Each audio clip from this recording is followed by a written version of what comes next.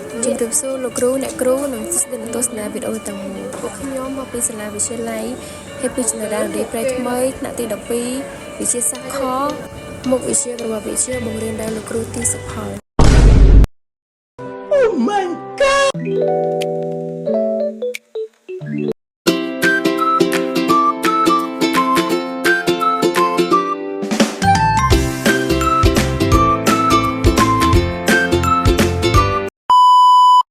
ចំណុចបន្តយើងនិយាយពីបរិញ្ញាពិចារណាតស៊ូទាមទារឯករាជ្យដោយចាត់ចែងជាពីរក្នុងរដ្ឋាភិបាលនិងក្រៅរដ្ឋាភិបាលអញ្ចឹងយើងនិយាយពីក្នុងរដ្ឋាភិបាលហ្នឹងការទាមទារនៅក្រៅប្រទេសនិងនៅក្នុងប្រទេសការទាមទារនៅក្នុងការទាមទារនៅក្រៅប្រទេសហ្នឹងចាប់ពីដើមខែកុម្ភៈដល់ខែមិថុនាឆ្នាំ1953ហ្នឹងសម្ដេចនរោត្តមសីហនុបានធ្វើសកម្មភាពទាមទារឯករាជ្យនៅក្រៅប្រទេសដូចជាយើងទៅប្រទេសបារាំងនៅថ្ងៃទី9កុម្ភៈហើយគាត់យើងចេញពីបារាំងទៅកាណាដានិងសហរដ្ឋអាមេរិកនៅថ្ងៃទី11មេសាបន្ទាប់មកគាត់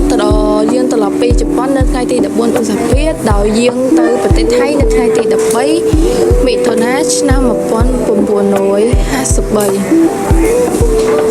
តោះអញ្ចឹងយើងចូលចំណុចក្នុងប្រទេសម្ដង20មិថុនា1953ព្រះអង្គគាត់ក៏បានត្រឡប់មកកាន់ប្រទេសកម្ពុជាវិញហើយគាត់គង់នៅខេត្តរៀបបាត់ដំបងធំនៅមិនត្រឡប់មកភ្នំពេញមានទេប្រសិទ្ធជាគាត់មានទទួលបានឯករាជ្យឲ្យមកប្រទេសជាតិនៅថ្ងៃទី22មិថុនា1953ព្រះអង្គសីហនុនោះគាត់បានរៀបចំផែនការជាមួយនឹងឯកឧត្តមប៉ែននុតនិងឯកឧត្តមប្រាក់នៅថ្ងៃទី28មិថុនាឆ្នាំ1953នោះគឺគាត់ឲ្យប្រជាពលរដ្ឋប្រុសស្រីក្រោកឈរតស៊ូដើម្បីទាមទារឯករាជ្យ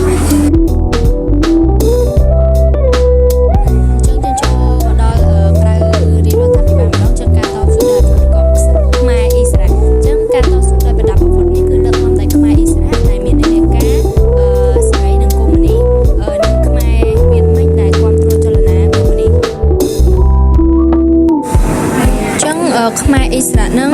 ធ្វើសកម្មភាពយ៉ាងសកម្មប្រឆាំងទៅនឹងវត្តមានរបស់បារាំងនៅឆ្នាំ1949ហ្នឹងកងទ័ពខ្មែរអ៊ីស្រាអែលបានធ្វើសកម្មភាពយ៉ាងសកម្មនិងពង្រឹងការត្រួតត្រារបស់ខ្លួននៅលើផ្ទៃដី1/3នៃប្រទេសនិងប្រជាជនប្រហែល1 លាននាក់បារាំងផ្ដល់ឲ្យព្រះរាជាណាចក្រកម្ពុជាជារដ្ឋឯករាជ្យមួយស្ថិតក្នុងសហព័ន្ធឥណ្ឌូចិនបារាំងនៅថ្ងៃទី8វិច្ឆិកា1949